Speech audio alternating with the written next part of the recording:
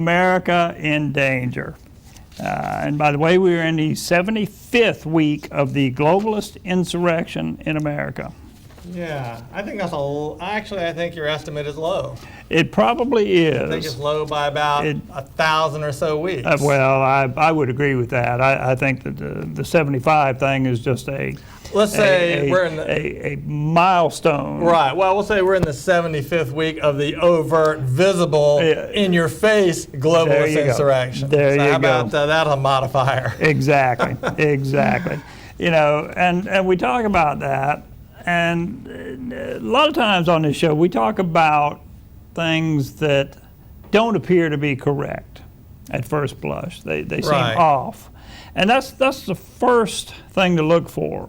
In all of these stories that we get, and all from the media, from everywhere, all media, if something doesn't quite sound right, something's not quite right. I kind of believe that. If you have any kind of decent set of instincts, especially if you're an adult and you've lived a little while. Yeah. I understand 12-year-olds, you know. Right. And frankly, a lot of people seem to have the mentality of 12-year-olds these days, and so that's part of the strategy of the left has been to dumb everybody down to the point where they're basically dealing with a bunch of 12-year-olds because they're easy to manipulate. Yeah, this is true. But if you have any kind of an adult sensibility about things and you've dealt with human beings and issues, you develop a feel for when something just isn't quite adding up. Yep.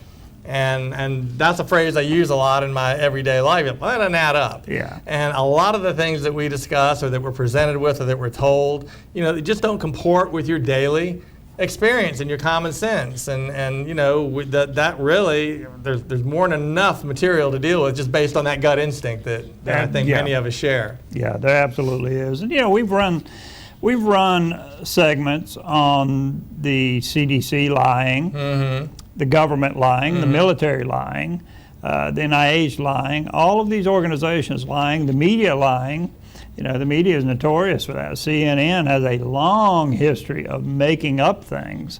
During the Bosnia-Herzegovina conflict, they filmed a gentleman who had a genetic defect, and he looked to be very emaciated. Right. I don't know if you remember that. I do remember that. Well, they filmed him through barbed wire, and the story was how these people are being horribly treated and starved. Right, and all all against this the backdrop of the ethnic cleansing that what was his name, Slobodan Milosevic was supposedly visiting upon. All the people he was prosecuting in that war, persecuting in that war. Yeah. And it turned out that the CNN camera crew actually went inside the fence to film the gentleman who was on the outside of the fence. Right. He was not a captive. Well, that's emblematic of how they operate in general. It is. And then if you remember back in, I think it was Beirut or maybe Lebanon, they had a picture of explosions in the city, smoke, fires burning. Well, it turned out that they had photoshopped all but one or two of the explosions in to talk about how horrible this thing was going. So, first of all, be very skeptical of these things. Be very skeptical. Absolutely. Remember too. One that just comes to mind as we're talking, wasn't it? I think it was either ABC or NBC staged a whole thing with an automobile showing how the gas tank would blow up. It turned out to be completely fabricated. Yes, they did. There was some issue that they wanted to demonstrate. Well, they couldn't really demonstrate in reality. They staged an explosion for a vehicle. Well, that's lying. That's just flat out. It is. They actually planted incendiary charges on the gas tank to make it blow up. And if I remember correctly, that was GM or either Chevy, and they won a large award for that. Right. As did, we've had some successes in that area with a few people. But tonight I wanted to kind of go through, we ran across an article, and it was about why we don't believe them. Right. Them being the media in general. The media, the left, the government, the establishment, exactly. They just can't understand why people don't believe them. Right. Well, let's run through a little history on this. Yeah. We'll go back to, not too far back, because we don't want to tax anyone's memory too much here, especially mine. Challenge their history education, that's right. But if you go back to Brexit, I think everyone should remember Brexit. I do indeed. The British breakaway from the European Union. Right. And oh my goodness, we were told it was going to be horrible and the countries were going to collapse. And Well, first we were told it simply wasn't going to happen. Just That's right. absurd on its face that could happen. Yep. Not possible. It would be national suicide for the UK. Yeah. So that was lie number one. That was lie number one. Then when that didn't fly, they decided that, well, this is a movement of racists in the name of racism. Right. That didn't fly either. Right. And you know what? We woke up, the Brits had broken away from the European Union, and you know what? I didn't feel a ripple. You know what? That's right. The sky did not fall. Really, the only thing that happened, I think, as a result is people, it got their attention. They said, well, this Donald Trump thing might actually happen because there was a mood. And there was some... there was. And it was, frankly, I didn't really expect it to happen. And nor did I. Because I often have a pessimistic view of the degree to which these people kind of have a lock on these events. Yeah. And so I think we have to win so big to overcome the baked-in-the-cake, built-in barriers vis-a-vis the media and the institutions, okay, that you have to win by a 30-point margin in any of these situations to actually officially win by 2 points. I'm just throwing those numbers out, but there's Right. definitely, that's my perception of how in the tank the institutions and the media are for the left-wing dogma. Well, agenda. if there's ever any campaign finance reform, that should be one of the things that's reformed, because what we have is a media who sides with leftists, Right. number one. So they're providing all kinds of support, advertising, good stories, free publicity, negative publicity towards candidates who oppose these people. There should be something there that these people have to live by a standard that, they can't just overtly, as they do, support a candidate. Yeah, I think, of course, we talk about this a lot. I think that solution, frankly, is sort of tantamount to the term limit solution. Right, It right. really doesn't address the underlying problem. No, it doesn't. And the You're underlying absolutely problem right. is that we allow people to vote, and I say allow, people vote who are unqualified to vote. Exactly. Okay, they either don't have the general knowledge. Okay, they've not paid attention, or, in my opinion, if you're not a taxpayer, you really have no business voting. I mean, it's just agree. that simple. You don't have any skin in the game. You certainly don't have any business casting a vote on how people who do have skin in the game, how much skin they have to put into the game. I mean, Well, that's right. And how that skin gets distributed. Well, that's right. It's like forgiving the student loans. Right. All of these nitwits in Washington, especially AOC, demand that these student loans, it's just wrong that these people have to live with this burden of debt. Right. Well, I didn't make those loans. Right. Had I didn't take made those loans, I would have paid those loans. Right, that's all right. I didn't make those loans. Why should I have to pay those back? Right. If you're out of college, have no job, or have a degree for which you cannot find a Right. job, and you have $200,000-300,000 in student debt, you know what? You're an idiot. You're an idiot. Right. Plain and simple. I can't Right. put it any other way. If you got $300,000 of student loan debt and you're not an MD or a lawyer or with a good graduate degree in a STEM field or something, you've wasted your money and you will never be able to pay that back. And it's no different than investing in videotape store now. I mean, Right. you really made a bad choice in how to invest your That's money. right. And so to forgive those loans, I mean, people don't get forgiven business loans for making bad business choices. They have to eat it. Or mortgages. That's right. That's I'd exactly love right. to have my house forgiven. Well, AOC is particularly annoying in that regard because she's not paying. She's not paying she's not paying on her loan. She makes $175,000 a year, and you can't service a student loan on that. That just shows these people are entitled. And They are entitled. They fundamentally resent the fact that they might have to actually work for something. Yeah.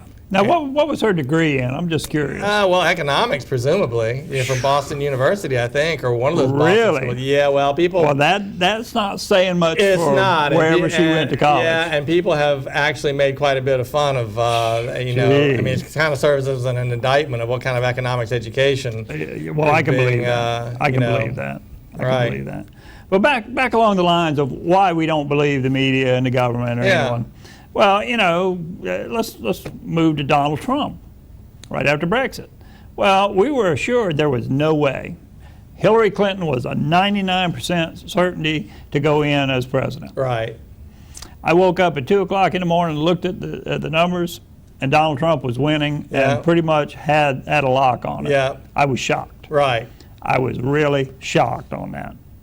So, that's another lie that we were told that didn't come to pass. Well, and in the wake of that, there was a lot of navel gazing and self-reflection by all those arrogant media types about how could they possibly have gotten it so wrong.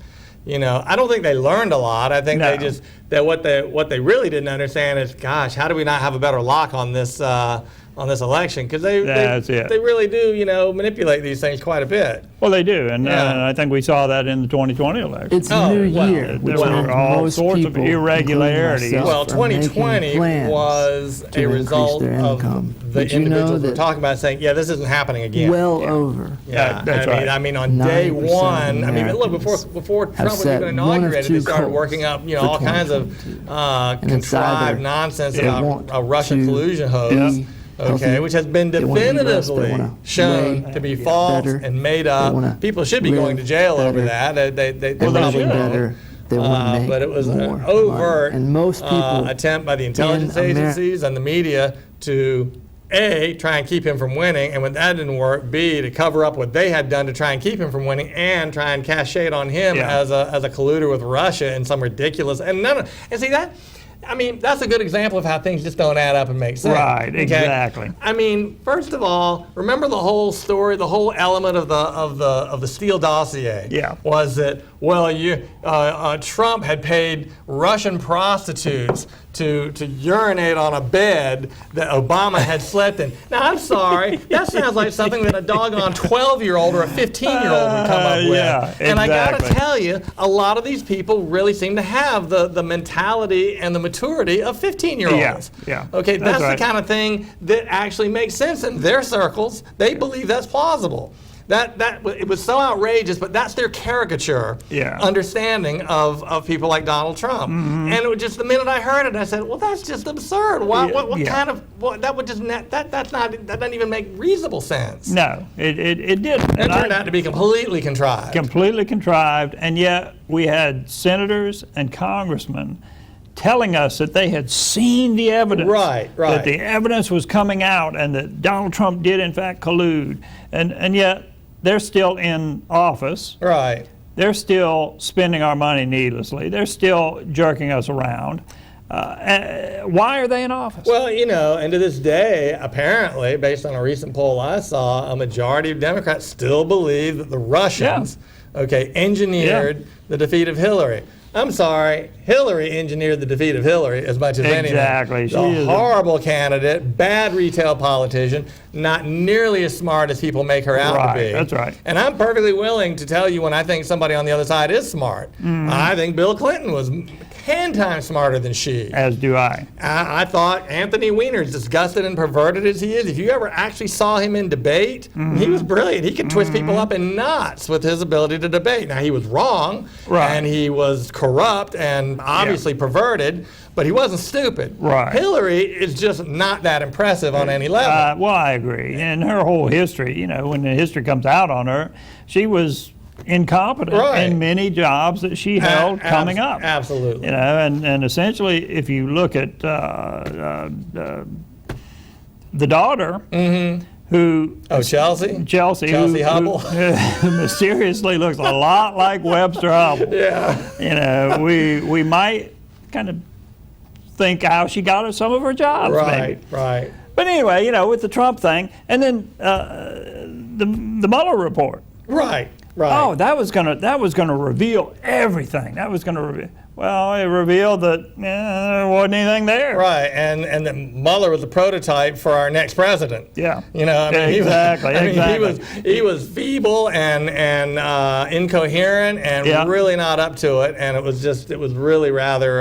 It was actually, I think people were, even on the other side, they were kind of let down and felt almost sorry for the Yeah. guy. It was a bad performance. Yeah, it was because when he was questioned before Congress, he really didn't have a clue what was going on in the investigation. Had very much of a Joe Biden kind of persona. Yeah. You know, and then the media, we flash forward to the riots, Mm-hmm. you know, and the media reporters are standing there in front of a burning building, overturned cars on fire, assuring us that these protests are mostly peaceful. Mostly peaceful. You know, as people were actually literally murdered. Yeah. You know. Yeah. Ask the businesses that were burned down, the people that lost their lives, Yeah. the damage, the property damage. Tell me they were mostly peaceful. Right. I'm sorry. They weren't mostly peaceful. Right. And, you know, we were told, well, there was nothing they could do. Well, come to find out, the mayors and chiefs of police and what have you had their people stand down. Absolutely. There was absolutely something that could have been done to prevent that. Well, that was basically, that information was available at the time, during the time that was going on. No, that all was just promoted and allowed to happen. And it was basically a giant intimidation tactic. It was really, they were saying, you know, this is what we're going to do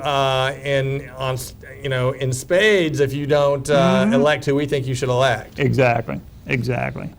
And then we had Jussie Smollett. Ah, yes. Yeah, that was interesting. You know, we were hit 24/7. That was run. The two MAGA hat wearing radicals, thugs, had attacked him at 2 a.m. in Chicago. In 2-degree weather. Right, during a polar vortex. While he ran to Subway to get a sandwich. Yeah. Now that was now if that didn't, you know, get your radar saying something doesn't add up, then you have no acumen whatsoever about anything. You got that right. Put a noose around his neck. Yeah. That he bought the rope. Right. Poured bleach on him. Called him whatever they called him, gay, whatever the slurs were. Yeah, which he scripted, by the way. Yeah, for his two Nigerian buddies. Yeah, but he never dropped his sandwich. Right. That's what, you know, that's a clue right there. Right. You got two thugs accosting you, you got a Subway sandwich in your hand, and you never drop it? Yeah. I mean, come on, people. Well, come on. The whole thing. I mean, who's going out to get a Subway sandwich at 2 in the morning, you know, when it's 10 below? I mean, that was ridiculous. And the whole thing. So 2 guys are roaming the streets at night in MAGA hats. Yeah, really. In a part of the country that is just not even remotely connected with that kind of thinking. Yeah. Now, if he said, well, they were in MAGA parkas. Right. It might have been a little more believable, but not much. Well, since we're on the subject of Jussie, I always thought that even the narrative on our side of it missed the real thing that happened there. I mean, they tried to say, he was trying to enhance his career and all that. I don't think so. If you dig into him and his family, he has close ties to known hardcore communists like Angela Davis, you know, convicted, I think, wasn't she convicted on a murder charge? Yeah. I mean, she was a communist revolutionary in the 60s and early 70s. He had all these kinds of connections. I think he thought he was doing something that was going to really move the ball forward for their cause. As do I. And again, like a lot of these, you know, sort of sexually perverted types, he had the mentality of a 13-year-old girl and the sophistication of a 13-year-old girl. And he came up with this ridiculous story. Okay, and looked like a buffoon, and still looks like a buffoon. But still maintains his innocence. Right. Unbelievable. These people have no shame. Well, you know. They have no shame. You know, and then we have the teenager who was accused of accosting a Native American elder. Sandman. What was his first name? Nick Sandman. Nick Sandman. Yeah, Sandman. Yeah. You know, we were barraged with pictures of him standing there smirking while this elderly Native American beat a drum in front of him. In his face, in a way that would really make almost anybody snap and grab that drum and snap it in two. You know? Exactly. I mean, it's amazing that he exhibited the restraint he did. And you know, the clowns on CNN and MSN were talking about, well, isn't that a punchable face? Right, exactly. While they go on about the violence around them. Oh, we can't have violence. But yeah, I'd love to punch that kid. And bear in mind, unless you think that we're not accurately accounting for all these events, recall that he settled with CNN and some of the other media outlets for undisclosed amounts of money because they clearly were violating the libel statutes. Absolutely. They just flat out slandered this guy or libeled him. I forget which in the media context. But yeah, I mean, they were clearly guilty of that, and everybody knows that. In fact, there was a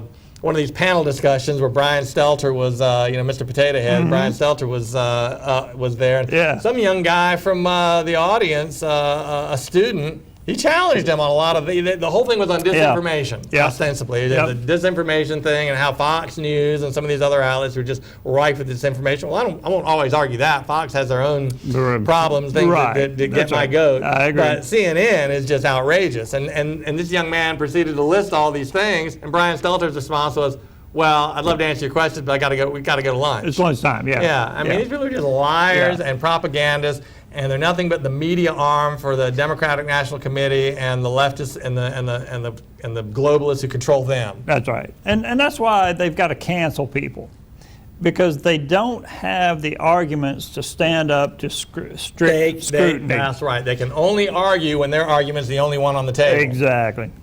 It's convenient when you're the only one, that has the tools. Anyway, we got to take a little break. When we come back, we're going to talk a little bit more about some misinformation and disinformation that came out during the COVID pandemic. So stay tuned. We will be right back for more America in Danger.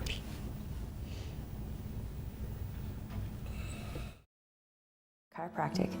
I've been here for over 20 years, and I'm so grateful for the devoted patients who have been with me all these years. I'm growing every year, and I'm even open most Saturdays now. My favorite part of my job is the one-on-one I can provide with each patient from the moment they walk in my door. Some of the services that I offer here at this office are chiropractic spinal manipulation, acupuncture, non-surgical spinal decompression. I also do some gentle muscle work for trigger points. Other physical therapy modalities include ultrasound, electrical stimulation, hot packs, cold packs. I also prescribe physical therapy exercises and stretches to improve flexibility, neck and spinal stability, and improve core strength. I'm located at 116 North Circle Drive here in Rocky Mount, and my phone number is 252-451-0039. Are you afraid to answer the phone because of bill collectors? A Chapter 13 plan can help. Chapter 13 allows people with too many bills to work out a debt repayment plan under federal law. It helps you control your debts instead of your debts controlling you. Chapter 13 stops creditors from harassing you and stops repossessions and foreclosures. It allows you to answer the phone again without fear or worry. Join the Repair of the Breach Ministries each Monday night at 9 p.m. to 9:30 p.m. with the elder Linda Gilchrist Dickens. Join us.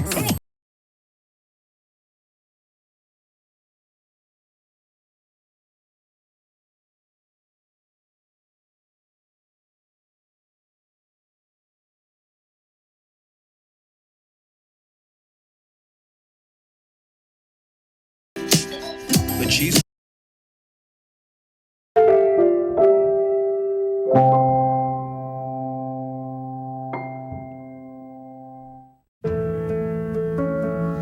All right, we are back. Indeed. And, we're talking about misinformation that we've been presented, and yet we're expected to believe. And no greater misinformation and disinformation has been given out by official sources than with the COVID pandemic. Absolutely. That was a giant, not just misinformation, but I believe disinformation. Absolutely. When the whole thing broke, we were in the middle of a shutdown at a major pharmaceutical plant, and the whole thing broke. Well, got to the job site, nobody but the workers showed up.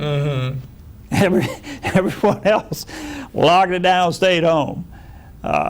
We had no clue what was going on. No one knew what was going on. Everyone was scared at that point, and that was the first arrow of fear and intimidation that they launched right there. Yeah. So, Trump, in response to this, shut down travel from China. Right. As you well remember. Right. Oh, he was called xenophobic. Yeah. He was called a racist. He was called horrible. It just people could not believe that he did this. By the very people, the very individuals who occupy the White House now in the presidency. Exactly. I mean, that explicitly. I mean, Joe Biden said, well, he's xenophobic and he's a racist. Exactly. Nancy Pelosi encouraged her constituents to go out and party down in Chinatown, celebrate the Chinese New Year. Right. Don't worry about it. Chuck Schumer encouraged his people to go out and celebrate and party down like nothing was going on. Everything was fine. Well, it wasn't long. CDC chimed in and said, oh, you don't need to wear a mask. Right. Surgeon General, oh, you don't need to wear a mask. Don't worry about it. Everything's cool. Yeah, Fauci was explicit. Dr. Anthony Fauci was explicit about, well, you don't need to wear a mask. It's unnecessary. Of course, it turned out later he was apparently lying. I don't think he ever really did need a mask. Yeah, nor do I. Right, but his statement wasn't because he knew you didn't need a mask. His statement was because he wanted to preserve the personal protective equipment for the healthcare workers. Exactly. All right, great. Okay, a noble lie, but still a lie. A lie. A lie. So a lie. again, I can't trust you. I don't care why you lied to me. Well, it's for your own good. Okay, but I have no idea. I got to trust your judgment. I don't trust it. I don't trust the judgment of these people. Well, it's like a thief and a liar. Right. Once they lie to you or once they steal from you, well, it takes years to regain that trust, to rebuild any kind of trust. Exactly. It's very difficult to regain that. And he's doubled down on the mask because, first he says no mask, then he says, yes, you need to wear a mask, and then, well, you need to wear 2 masks. Yeah, right. And then you just need to wear them all the time under all circumstances, no matter what, in your house. Yeah, you just got ridiculous. And nitwits everywhere flocked to the mask store and bought them out and were wearing masks while they were driving alone in their vehicles. Well, that to this day defies any kind of logic or common sense, and I just have to discount those people. To me, what they're wearing is not a mask but a stupid badge. Yeah, I agree. I agree. And Trump put forth the possibility that the virus escaped the lab in Wuhan. You're right. Because there we are. We have a lab that's researching bat coronaviruses. Right there, near where it appears. The name of the disease is in the name of the laboratory, Exactly. Coronavirus Research Lab. Exactly. And yet it was somehow some kind of a conspiracy theory stretch to ask if it maybe came from that lab. Exactly. Oh, no. It came from a pangolin that ate a bat. Right. And some Chinese gentleman ate the pangolin bat soup or whatever and got the virus. Yeah, right. So, Anthony Fauci coming along. We know Anthony Fauci. I can't stand the guy, but he's been at the head of the NIH for way too many years. Well, I remember him back in the AIDS days, appearing on Nightline back in the 80s, and he was detestable then, and he mishandled that. Oh, he's got a bad reputation. Got a bad record in that community, of sufferers. Yeah, he's got a bad reputation because he cost people's lives. Yeah. Because he was hard-headed and would not go with prevailing research and release certain drugs, and he refused to accept certain things, and yet he admits that the Wuhan lab received grants through a second agency, through a third party, to research bat coronavirus spike proteins to see if they could infect human respiratory cells. Which is gain-of-function research. But that's not gain-of-function. Right, that's not you're right. If you remember the little disputes that he had with Senator Rand Paul, to me, hey, that's gain-of-function. And now, pretty much, it is acknowledged that the most likely source for that virus is from that lab. Nobody's doing anything about it because we have an administration, specifically a president whose family is compromised by the Communist Chinese severely. Yeah, absolutely. And frankly, a group of people who are in concert with the thinking of the Communist Chinese in terms of how they view global commerce and governance in general. That's that's their model. That's their model. They're not challenging China on this, but it's generally acknowledged at this point by all the experts that it most likely originated in that lab. And I can say, well, you know what? Yeah, I believed it did from the very beginning. That's right. I'm sorry. You have a lab researching bat coronaviruses to add spike proteins to them that may infect human cells. Right. Well, Where did it come from? Well, that's that Occam's razor thing. Yeah, exactly. You know, the most likely Exactly. explanation is the simplest one, given with the fewest assumptions. Yep, exactly. And you know, the Hunter Biden thing, the big guy. Yeah. You know, we gotta have 10% for the big guy. Well, Right. who's the big guy? Well, the big guy's sitting in the White House now, Well, or he's sitting in his bedroom right now. I don't know, in restraints, or who knows? Right. Who knows what they do with him in the evenings? I well, don't know. even if you just count all that part of it, his actual who the big guy is. I mean, remember the theme of the discussion here is why don't we believe the media? Why don't we trust them?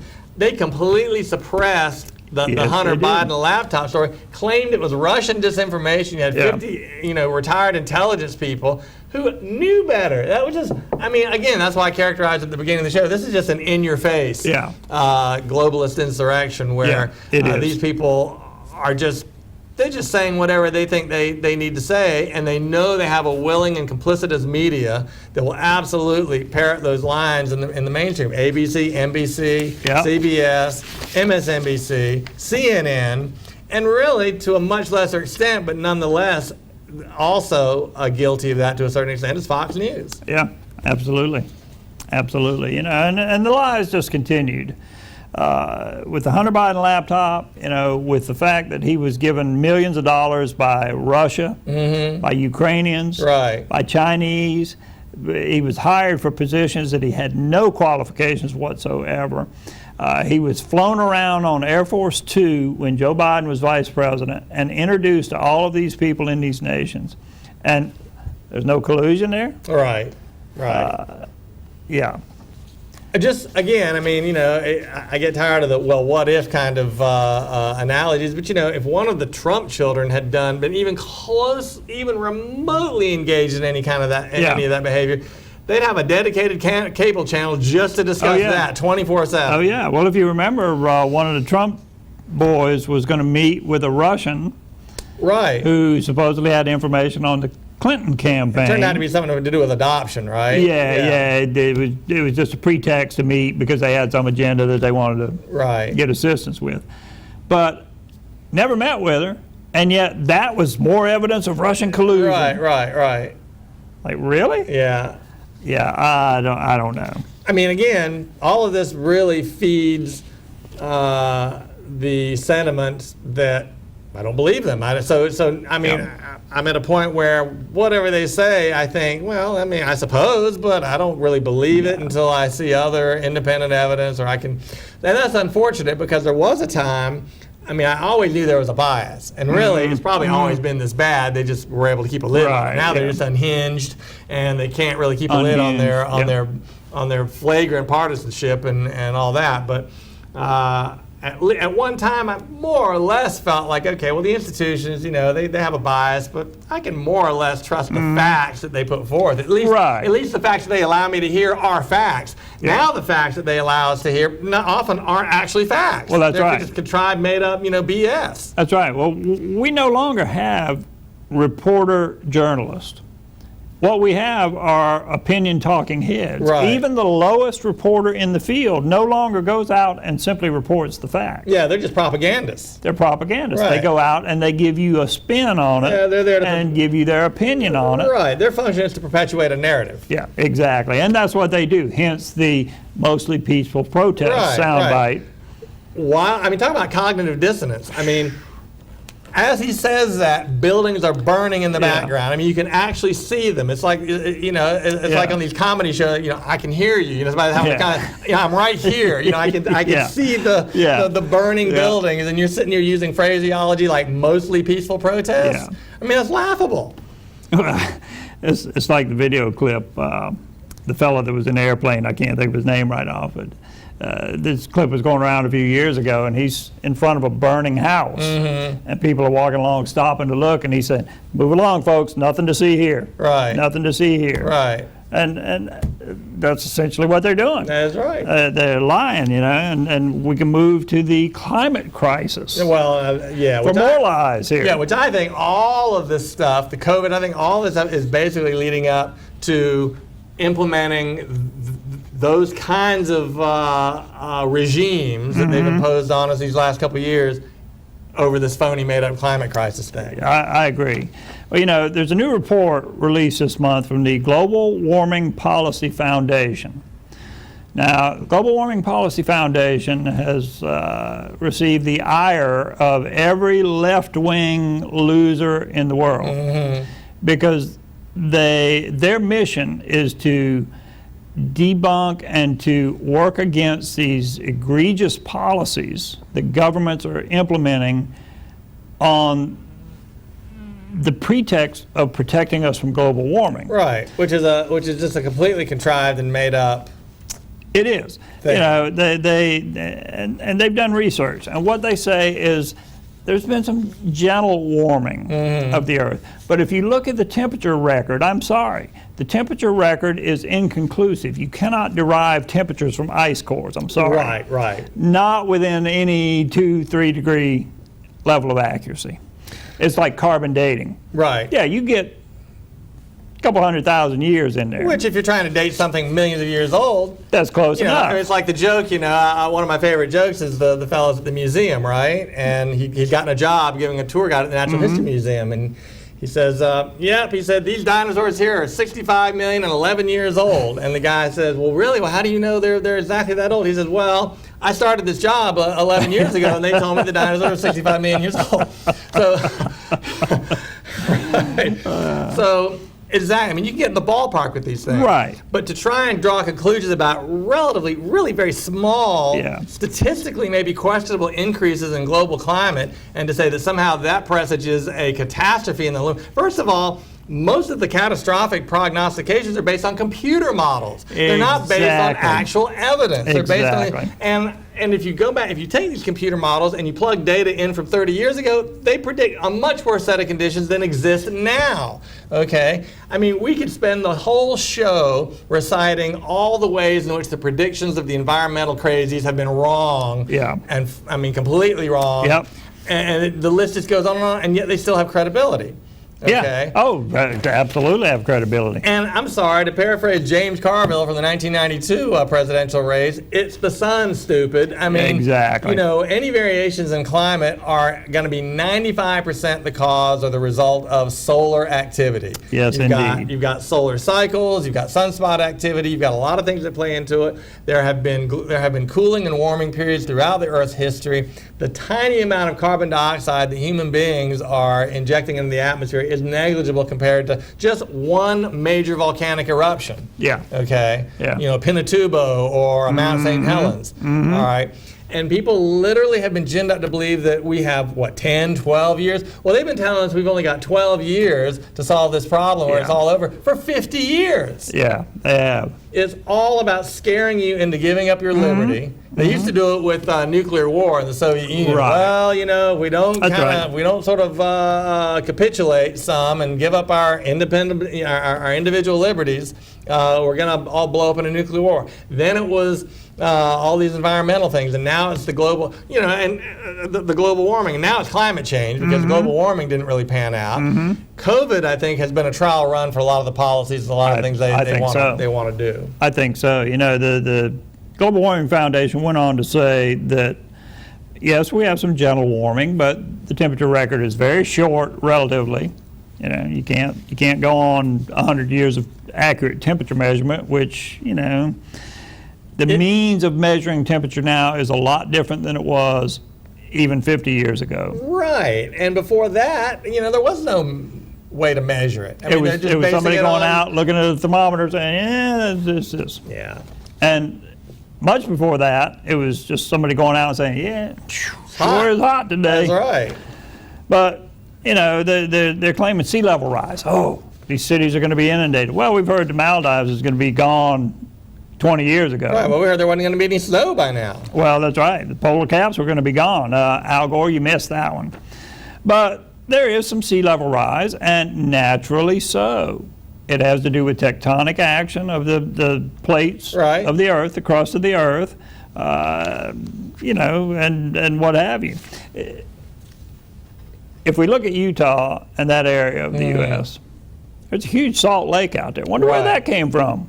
Gosh, yeah. And there are marine fossils dug up in the desert. Exactly. So we've added a little change there, and just look at the Grand Canyon. Well, that's exactly right. You know, I mean, these things took place over millions of years, and here we are, we have these nitwits who say, oh, we need to build a pipeline, but it needs to carry carbon dioxide because we need to sequester that because we need to protect the environment. Yeah, that's just, that is designed waste. That is just designed waste, absolutely. to squander productive effort. Absolutely. And, you know, declining sea ice. Oh, we're told the poor polar bears are starving to death. Right. Oh, that's why they're going into these cities and ravaging the dumpsters and threatening people and what have you. Like, well, no, not really. It's because they're overpopulated. Their populations are up. Polar bear populations are up.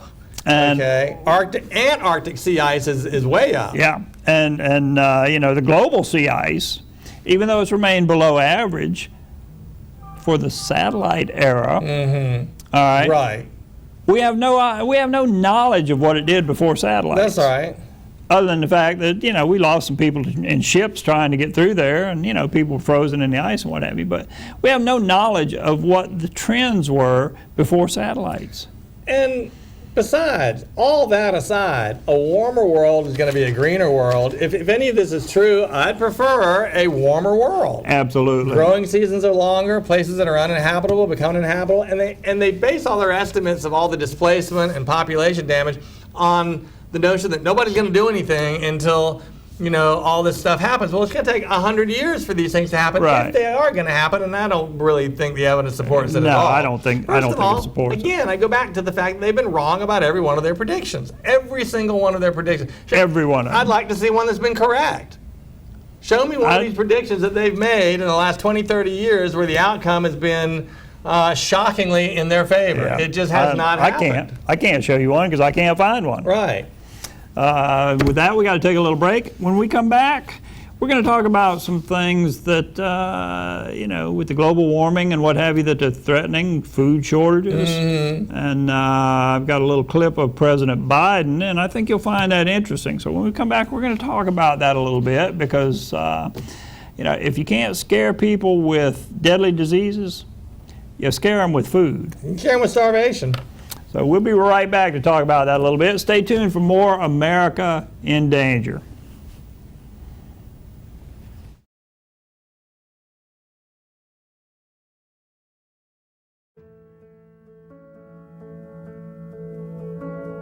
No one ever wants to go into a life emergency.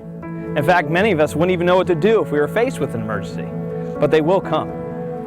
Thankfully, there's men and women that train every single day for moments like this. They work on our behalf to serve and protect our local communities. Hi, I'm Kevin Zander from Don's Body Shop in Auto Body Wilson.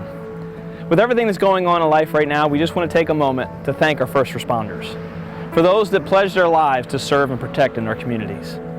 You know, we all expect people to do their jobs, but some people's occupations may even require them to give of their life as a sacrifice.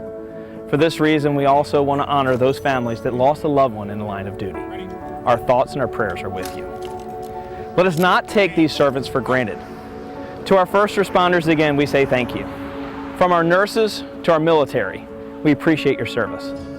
And as a local business owner, I pray that we continue to work together and strive for an emergency-free community. Thank you, and God bless.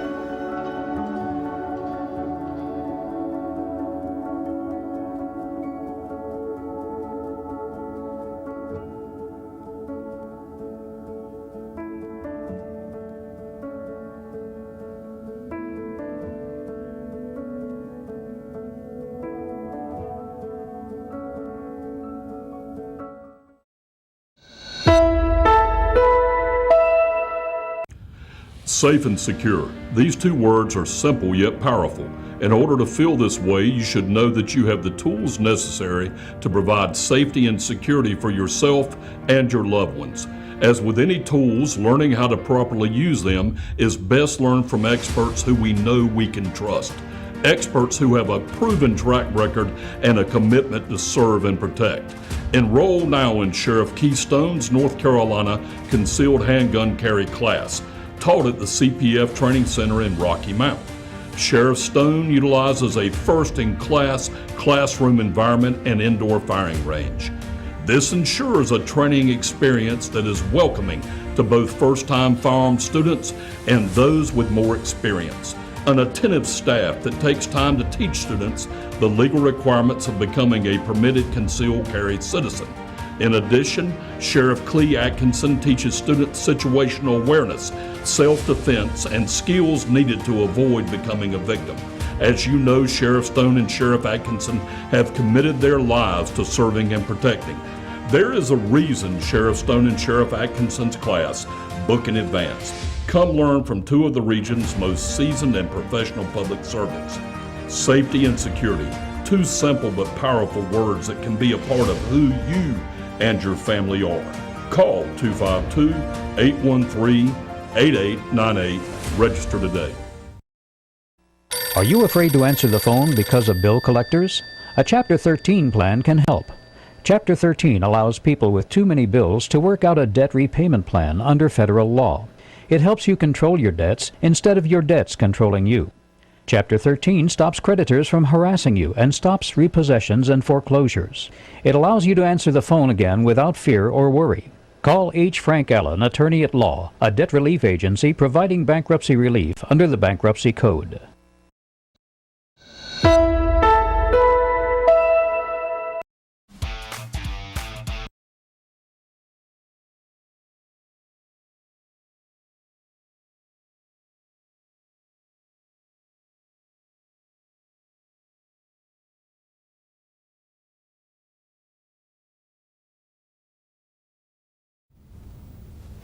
All right, we are back. And as I was saying before the break, there are supply chain issues that we know about. Yep. Self-inflicted. I mean, Right. these are caused by the protocols that were put in place and Right. the policies that politicians around the world actually put into place.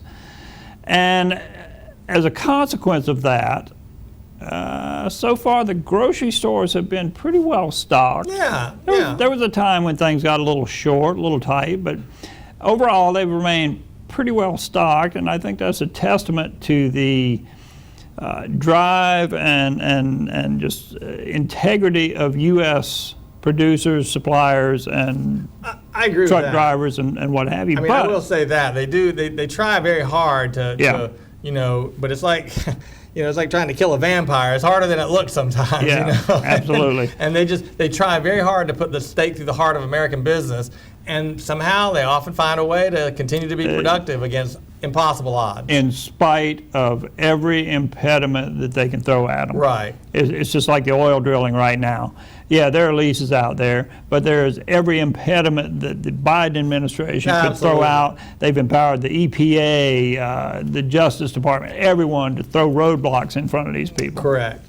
But this is interesting because there has been numerous fires and explosions at food processing plants across the United States. Yeah, I think it's either 5 or 6. Statistically, doesn't add up either. This is one of those things where you say, "Wow, really? Boy, that's an awful lot compared to what's normally the case." Very much an anomaly in statistics. Something like 11 in the last. Is it that many? It's quite a number. Wow. Yeah. Well, it's interesting because I have a clip that we're going to run in just a second, and in this clip, President Biden is speaking before NATO, I believe. Okay. And he is talking about potential food shortages.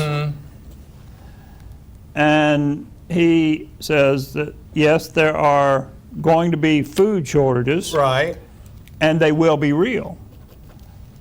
So that concerns me a little bit because a lot of times these people in these positions will telegraph their plans, Right. their ambitions, what they hope to achieve. Right. And it's no better source than to hear it come from the horse's mouth, so to speak. So I want to run this clip. So Matt, if you'll cue this clip up of President Biden talking about food shortages and they're going to be real. So let's take a look at this. We'll be back in just a second to talk about it. With regard to food shortages, yes, we did talk about food shortages, and it's going to be real. The price of these sanctions is not just imposed upon Russia; it's imposed upon an awful lot of countries as well, including European countries and our country as well.